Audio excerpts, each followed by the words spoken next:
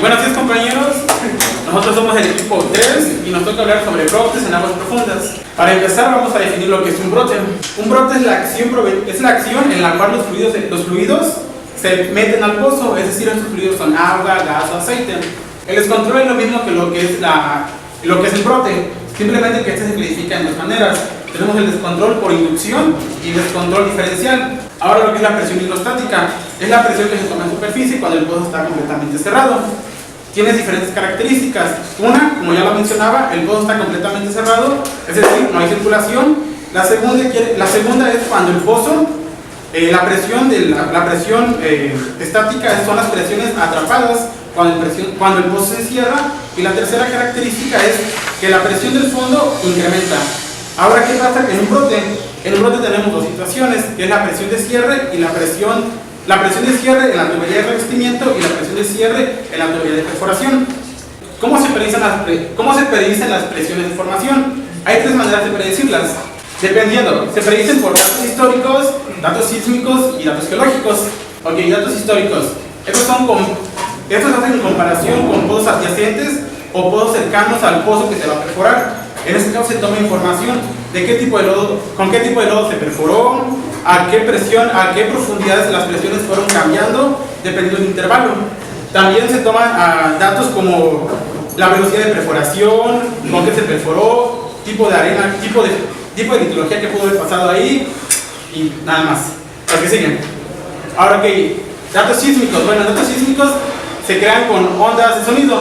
Se envía una onda de sonido, la cual atraviesa toda la estructura rocosa, se refleja, llega a superficie, se toman los datos y a partir de esos datos dicen en qué partes de los intervalos de profundidades puede haber presiones anormales, ya sean altas o bajas. Y por último son los datos geológicos y considero los más importantes. ¿A que sí? Ok, debido a que cuando tenemos el pozo y se va a perforar es de vital importancia saber qué es lo que hay en lo que es el subsuelo. En ese caso puede haber fallas, anticlinales, domos salinos, arcillas o zonas recargadas, que esos pueden afectar a lo que es la perforación, dado que en esas partes puede haber lo que son presiones anormales, como ya lo mencionaba, pueden ser altas o bajas. La única que creo que desconocen sería zonas recargadas o agotadas. Esas son zonas sobrepresionadas. Bueno, mi nombre es Guillermo Manuel Ramírez Morales. Yo les voy a hablar acerca de las causas de los brotes. Bueno, existen diferentes causas, pero todas se fundamentan en la presión hidrostática. ¿Qué quiere decir? Que pues, la presión hidrostática en el fondo del pozo va a ser mayor a la presión de poro y pues va a generar que entonces los fluidos que se encuentran entre las formaciones entren al pozo. Una de las primeras es la densidad insuficiente de fluido de perforación. Esta ocurre al tener un mal cálculo acerca de la densidad necesaria para soportar la formación y por lo cual pues, tenemos esta relación de presión hidrostática menor a la presión de poro. La siguiente es cuando no llenamos adecuadamente lo que es el pozo. Como sabemos, al sacar tubería pues, retiramos un volumen que se encuentra dentro del pozo y pues al irlo sacando este volumen va disminuyendo, generando que la columna de fluido disminuya y por ende la presión hidrostática en el fondo y pues se genere lo que es la intrusión de los fluidos de formación al pozo. Estas normas API sugieren que el llenado del pozo sea antes de alcanzar 5 kilogramos entre centímetro cuadrado de caída de presión o bien lo que son 5 lingadas de tubería. Otro es el swabbing y el surging. Bueno, el swabbing se refiere a, bueno, es más que nada un efecto de succión al sacar demasiado rápido la tubería, que ocasiona que en el fondo del pozo se genere durante unos instantes una caída de presión tal que nos encontremos ante un escenario de perforación bajo balance, en el cual la presión hidrostática es mucho menor que la presión de formación. Y el surging, que es cuando se introduce la tubería de perforación, si la capa de perforación es demasiado rápido, ocasionando que en el fondo la presión aumente de tal manera que podamos rebasar lo que es el gradiente de fracturas, ocasionando fracturas y pérdida de fluido. Y bueno, ¿cómo afecta la pérdida del fluido? Bueno, esa es otra de las causas de los brotes. Pues estos fluidos se pueden perder por lo que son fracturas naturales o inducidas. Pueden existir dos tipos de pérdidas, totales o parciales. La parcial, pues cuando todavía tienes retorno de fluido que estás introduciendo, pero es menor al que estás bombeando. Y la total, cuando realmente ya no tienes regreso de tu fluido de perforación. Y pues es la que más afecta a la total. Pero existen dos contaminaciones que van a ocasionar tal vez también los brotes, que son la contaminación con gas y la contaminación con agua. Bueno, buenos días compañeros, profesor. Mi nombre es Juan Manuel Ángel Estrejo y yo les voy a hablar acerca de los indicadores y de la reacción de brotes. Bueno, los indicadores visuales y sonoros son los medios con los cuales podemos saber que un brote está sucediendo, sin duda alguna. Lamentablemente, cuando estos estos indicadores se presentan, puede que sea demasiado tarde. Bueno, uno de estos es el incremento en la tasa de perforación. Como todos sabemos, la tasa de perforación debe ser constante o debe haber cambios mayores o menores, pero siempre deben ser constantes. Cuando se tiene un aumento bastante considerable, quiere decir que estamos entrando en una zona de alta permeabilidad o una zona de presiones anormales. Y también puede que suceda que estemos perforando bajo balance. Otro indicador es el incremento en el torque y arrastre de la sarta de perforación. El aumento en el arrastre y torque de rotación son observaciones frecuentes cuando se está perforando formaciones de lutitas sobrepresionadas y se tiene un lodo cuya densidad ocasiona que exista una situación bajo balance. El aumento en el peso de la sarta, esto se provoca por un efecto de flotación, el cual reduce el peso efectivo de la sarta. Y se genera por la diferente densidad del fluido, ya sea ligero o pesado. Posteriormente se tiene el indicador, el cual es flujo del pozo con bombas paradas. Como sabemos, al tener las bombas paradas quiere decir que no hay circulación en el pozo. Este es un indicador bastante relevante, ya que cuando se tiene un flujo del pozo, aún con bombas paradas, es obvio que es un brote. Posteriormente, el otro indicador es aumento del volumen de lodo en presas. Esto se refiere más que nada a un aumento brusco en las presas, porque como sabemos el volumen va en aumento conforme se va circulando.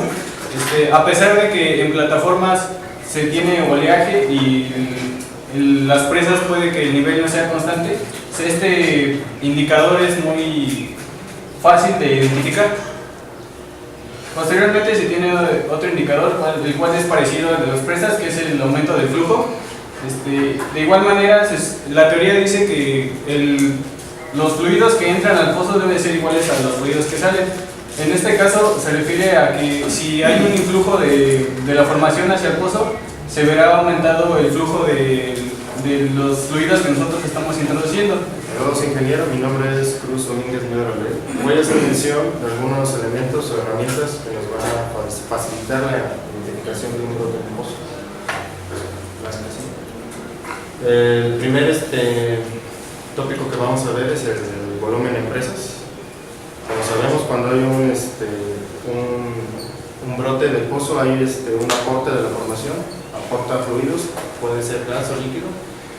Para la correcta identificación de estos aumentos nos vamos a ayudar del totalizador de volúmenes de presas de lodo. Otro tópico es el contador de emboladas de la bomba. El número de emboladas de la bomba más la velocidad de bombeo nos va a ayudar a poder hacer correctos balances volumétricos para hacer frente a dicho brote. Otra herramienta que nos va a ayudar son los indicadores de flujo. Este indicador de flujo es una aleta que se pone en la línea de flujo. Esta va a variar su posición de acuerdo a la intensidad del dicho. Los tanques de viaje son los encargados de llenar el volumen que nos falta en el pozo al momento de extraer la sarta. ¿Cómo nos puede ayudar a identificar un brote el tanque de viaje? Suponiendo que al momento de hacer el viaje, de sacar la sarta, se activa y vemos que el pozo ya se llenó, pero aún tenemos un porcentaje de fluido en el tanque de viaje. Eso va a decirnos que hay un aporte de fluidos de la formación. El registro de velocidades de penetración. Bueno, este software nos va a ir indicando la velocidad de penetración. Cuando vemos velocidades de penetración altas, puede ser que estemos atravesando zonas porosas, en las cuales hay una probabilidad muy alta que se nos dé un brote. Detector de gas. El detector de gas va a advertir al personal que esté en el trabajo de la presencia de gases como es monóxido, dióxido de carbono, ácido sulfídrico, los cuales sabemos vienen incluidos en los fluidos que nos aporta la formación al momento de un brote.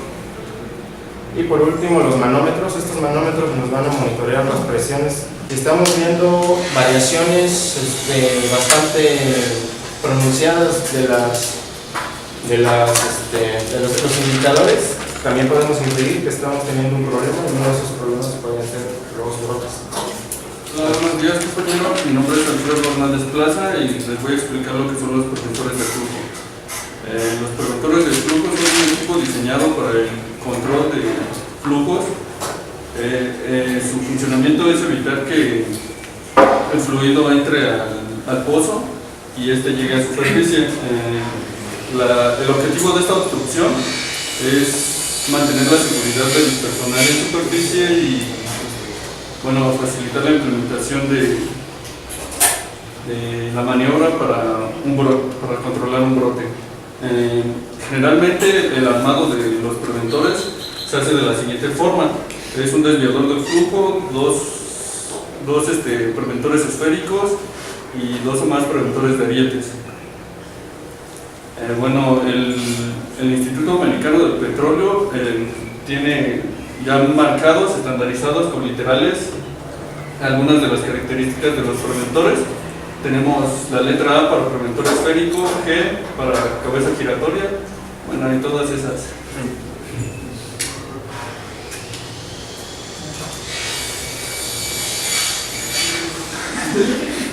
Bueno, tenemos el preventor esférico o anular.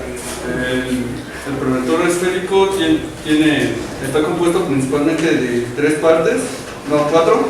Es la envoltura superior, unidad sellante, pistón y cámaras hidráulicas. Bueno, había puesto unos videos en los cuales se puede observar bueno, son estos dos, en los cuales se puede observar el funcionamiento del preventor esférico, pero básicamente es que cuando es accionado entra fluido en las cámaras hidráulicas, lo cual empuja el pistón recorre el empaque y hace que selle la tubería.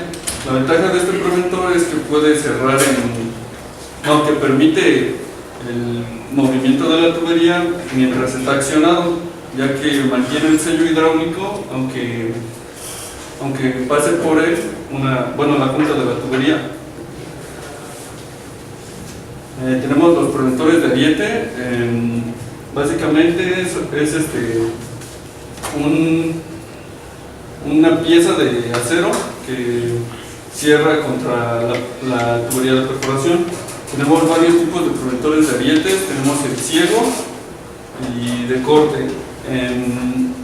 Podemos tenerlos también dobles, triples o sencillos. Buenos días, compañeros. Yo soy Aldo Espíndola y les voy a hablar de unos conceptos para el control de pozo. Bueno, la primera es la presión de cierre. Cuando cerramos el pozo para llevar un control de brote, la fracción de la formación nos va a aportar fluido hasta que la presión hidrostática y la presión de poro de la formación se equilibre. Esto va a ser, y es la lectura que se tenga en superficie, va a ser la presión de cierre. Tenemos dos tipos de presión de cierre: presión de cierre en la TP y presión de cierre en la TR. La presión de cierre en la TR va a ser mayor porque pues el espacio anular es mucho mayor que la TP, pero para llevar el control y calcular la densidad de control se ocupa la presión en TP. Bueno, la densidad de control, ya sabemos que para controlarla necesitamos una densidad que haga un equilibrio entre la presión de poro y la presión hidrostática.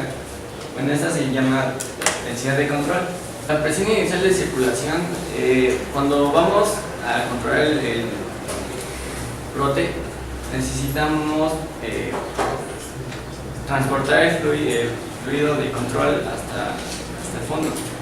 Bueno, la presión inicial de circulación es la presión mínima que necesitas para reactivar la circulación en el pozo.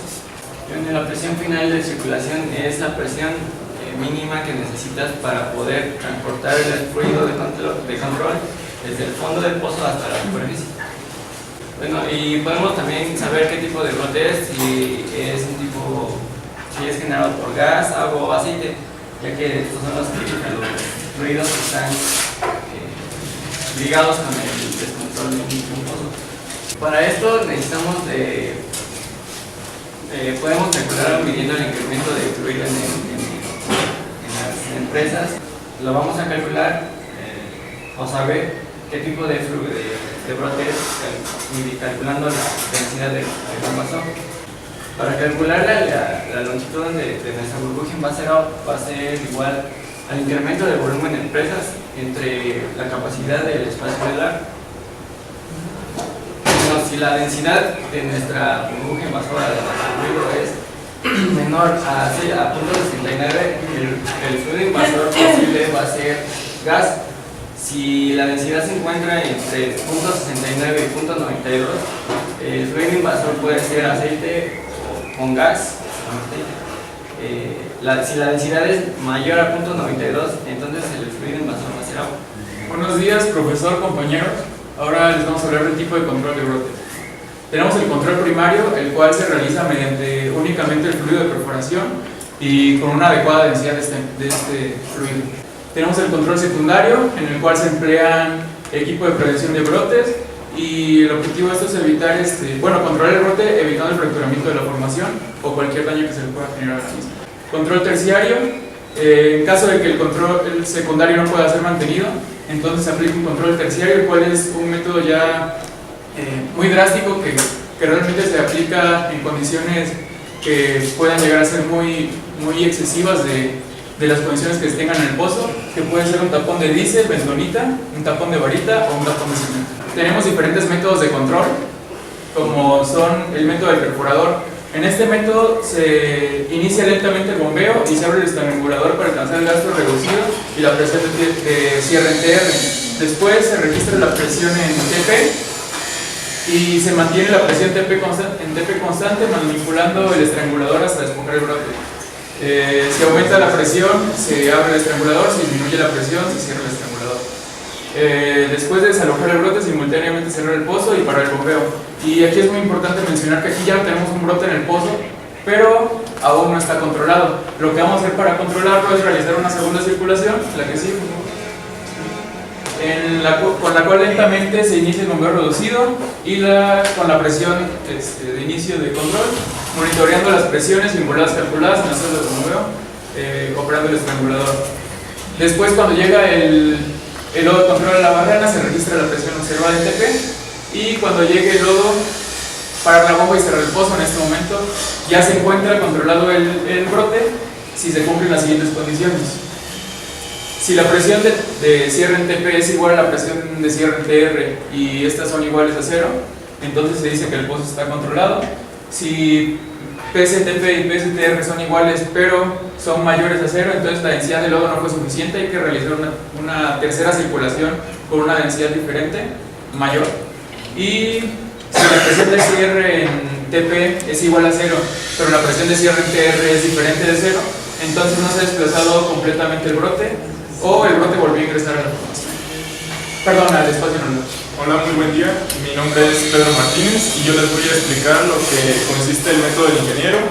Este método consiste en cerrar el pozo y comenzar a aumentar la densidad de nuestro fluido de perforación para poder tener un control del pozo. Esto consiste básicamente en igualar la presión hidrostática de los fluidos con la de la formación. Bueno, este va a constar de 4 pasos muy importantes, el cual es primero aumentar la densidad del fluido de perforación, considerar el bombeo al cual se va a inyectar nuestro fluido, la presión suficiente para circular el fluido, y también tendremos que considerar la presión en la tubería de perforación. Bueno, el método del ingeniero consiste en 9 pasos, el cual es primero abrir el estrangulador y dejar fluir el fluido que ya tenemos para controlar el pozo. Luego vamos a ajustar el estrangulador de manera que nuestras caídas de presión tubería vayan decrementando.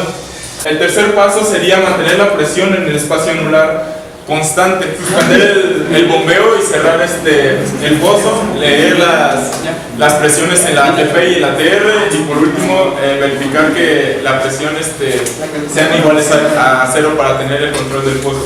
Bueno, también tenemos el método concurrente, el cual consiste en densificar, aumentar la densidad de nuestro fluido gradualmente. Este consiste en 5 pasos, el cual es registrar la presión en la tubería de perforación y en la tubería de revestimiento. Para iniciar el control se tiene que inyectar a un cierto gasto y mantener la presión inicial de circulación constante. Registrar las emboladas de la bomba. Se circula el fluido más denso para ajustar las presiones en la tubería. Mantener la presión final de circulación constante hasta que el lodo densificado salga a la superficie. Bueno, y por último el método de regresar fluidos a la formación. Hola, buenos días, mi nombre es Pedro Alberto Soto González. Yo les voy a hablar del método de control por circulación inversa. Como su nombre lo dice, vamos a circular de forma contraria como comúnmente se hace. Las bombas van a meter lodo por el espacio anular y lo que van a hacer es regresarla por el interior de la tubería de revestimiento.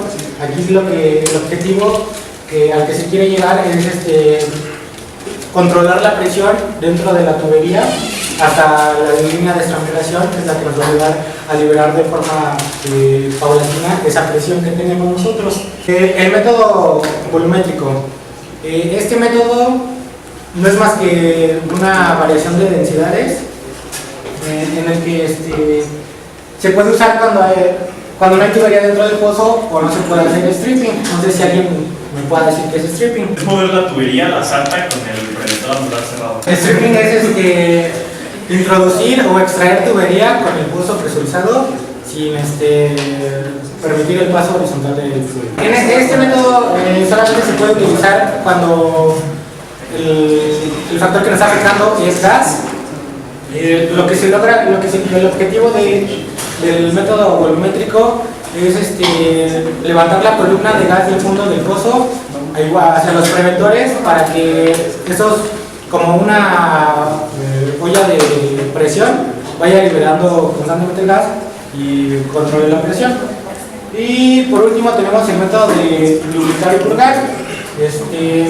Purgar significa nada más, como definición, quitar o eliminar de algo lo peligroso o lo malo. En este caso lo que queremos eliminar es el gas que vamos a tener como exceso.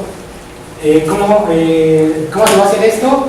Se va a introducir un lodo en periodos intermitentes de 10 a 30 minutos. El objetivo es hacer que el gas que está en el fondo del pozo se cuele en ese lodo que vamos a meter y que vamos a extraer en cantidades moderadas. El uso de este método dependerá del conocimiento que se tenga en cuanto al estado mecánico, la geometría de la sasa de perforación, los antecedentes de los pozos aledaños y los parámetros registrados. Cabe mencionar que estos 3 métodos que acabo de mencionar son un poco inusuales. Generalmente no se llevan a cabo, es más usual el del ingeniero y el del perforador.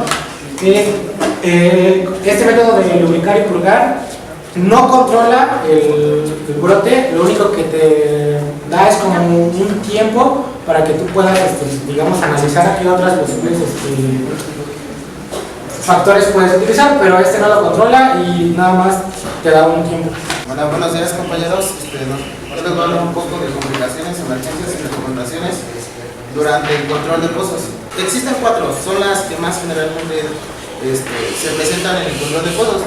Lo que es la presión de cierre. Generalmente una presión de cierre no es una complicación, sin embargo la podemos tomar como una complicación cuando se presentan presiones demasiado altas y demasiado bajas.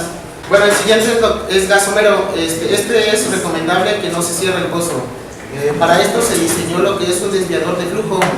Este desviador de flujo es altamente recomendable cuando se tiene la incertidumbre que al cerrar el pozo se va a generar una presión, el cual esta presión puede romper la formación por debajo de la zapata. La tercera complicación es falla de bomba. Lo más importante de una bomba va a ser el gasto y la velocidad. Cuando una bomba falla o tiene alguna variación, es recomendable cambiarla.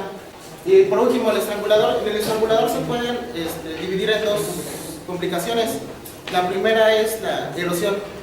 Esta erosión va a ser, este problema va a ser a partir de partículas de arenas, el cual van a estar mezcladas a alta velocidad por el fluido de perforación, que van a viajar a través del estrangulador, y esto va a hacer que erosione las paredes metálicas del nicho.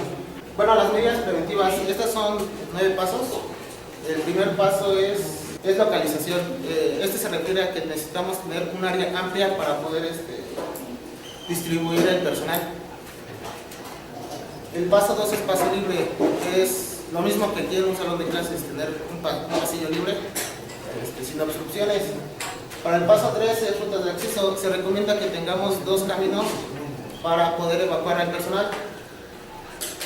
Paso 4, la ventilación. Se recomienda que la subestructura, el malacate, el mástil tengan una buena posición dentro de la plataforma para que pueda entrar el viento entre ellas. El paso 5 es dirección de viento. En esta se recomienda que se pongan 3 conos de viento en las partes altas de la plataforma, el cual tiene que contar de iluminación cuando sea de noche. Paso 6, dormitorios, comedor y oficinas. En este paso se recomienda que se instalen en las partes altas. Paso 7, los preventores que estén alejados dentro cuando haya presencia de algún brote, para que no obstruya los controles primarios. Paso 8, comunicaciones. Las comunicaciones están prohibidas, sin embargo, solo pueden ser usadas cuando son de emergencia. Y bueno, el siguiente paso es la supervivencia. Bueno, ya compañeros, para último, para terminar, les voy a explicar rápido un ejemplo de aplicación en caso de un brote. Es el diseño de nuestro pozo, donde nos dice que la profundidad desarrollada son de 5.500, la presión de fractura, bueno, la prueba de goteo es 2.250 kilogramos por centímetro cuadrado. La más importante es la presión del cierre en TP, que se va a ser utilizada de 70 kilogramos sobre centímetro cuadrado. Y ya aquí viene nuestra ganancia en presas de 9.5 barriles. Nos sacamos lo que es primero nuestros gastos de nuestras bombas al 95% de eficiencia, que es 15.85, y nos dice que tenemos una presión reducida de 67 kilogramos por centímetro cuadrado. Bueno, como ya sabemos, calculamos nuestra presión interna de nuestras tuberías, los cálculos de superficie de la barrena con el volumen interior entre los gastos, tenemos un número de voladas para llegar de superficie a la barrena, nuestro tiempo de circulación, como ya también sabemos sacarlo, y ese es nuestro tiempo total, 49 minutos desde superficie a donde empieza la barrena. Igual hacemos los mismos cálculos con nuestra de barrena a superficie, que nos da un tiempo de 419. Tenemos la sumatoria total de nuestro sistema y también calculamos el volumen del riser. Tenemos también una densidad de control, que es el incremento. Tenemos que calcular el incremento, que es la presión de la TP por 10 entre la profundidad. Nos da un incremento y se lo sumamos a la densidad inicial, más un margen de seguridad, y nos sale 1.73 sobre la densidad con el incremento. Después calculamos la presión máxima permisible en el espacio anular, que es la densidad de lodo menos la densidad original por la presión de la profundidad de la zapata sobre 10, que es nuestra presión máxima en el espacio anular, que nos da 249. Después calculamos la nueva presión permisible en el espacio anular, que es la densidad máxima más menos la densidad de control, que fue ya con el incremento por la profundidad de la zapata sobre 10, y nos da 168. Aquí ya calculamos la presión inicial de circulación, que es la que con la que vamos a reactivar, que es los 67, que es la presión reducida, más la presión de TP. Nos salen 137 kilogramos sobre centímetro cuadrado. La presión final de circulación, que es la que vamos a obtener ya que tengamos en superficie cuando se tenga el control, es de 67 entre las diferencias de la densidad de control, ya que tiene el incremento sobre la densidad inicial del lodo, que nos sale 73.82. Hay que recordar que esta presión final es cuando ya tenemos que el brote o la presión que habían mencionado en el método de perforador ya está estable. Hola, buenos días, yo soy Adrián León y yo les quiero preguntar, ante una contingencia normal de un brote de gas sin entrada de otro fluido, ¿cuál es el método más eficiente? En este caso sería el del ingeniero, ya que pues este método solamente lo vas a, como lo mencioné, va a recircular solamente una vez nuestro fluido ya con la densidad adecuada para poder tener el control del brote. Sin en cambio el del perforador pues tenemos que circular 2 veces. Mencionaron que es la presión de cierre en TP y en TR, pero para un control de brote, ¿cuál de las dos se usa? Se utiliza la de TP porque la densidad del lodo que está dentro de ella es la original y no está contaminada como la densidad que está dentro del anular. Bueno, mi nombre es Jonathan Campos y la pregunta es una zona recargada. Ok, bueno, una zona recargada se llama también zona sobrepresionada. Y como su nombre lo dice, son zonas que están con mayor presión. Estas zonas se deben a 2 cosas, a 2 situaciones, ya sea de manera natural o de manera provocada por el hombre. Bueno, soy José Ángel. Hablaste sobre las características del torque y del arrastre, ¿no? ¿Es igual este comportamiento en todos los tipos de pozos? No, bueno, mira, en los pozos horizontales se presenta mayor torque y arrastre, ya que al momento de cambiar de vertical a horizontal hay un mayor contacto de la formación con la tubería en lo que es la curva que se genera.